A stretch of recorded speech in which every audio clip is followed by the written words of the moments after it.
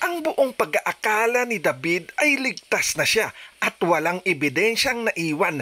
Ang hindi alam nito ay ibubunyag na lahat ni Marites ang kanyang totoong pagkatao na si David ay nagpapanggap lamang bilang tanggol.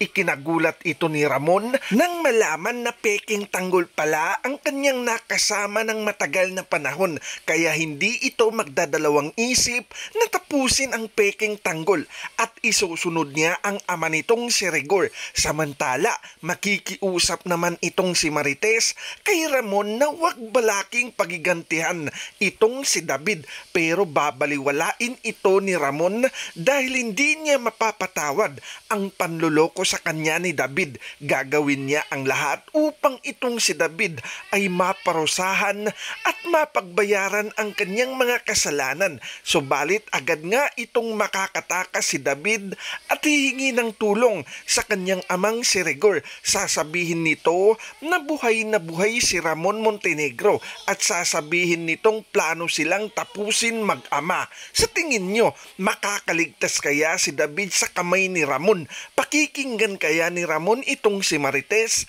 na wag balaking saktan itong si David? Ito ang ating dapat na abangan sa EPJ's Batang Quiapo.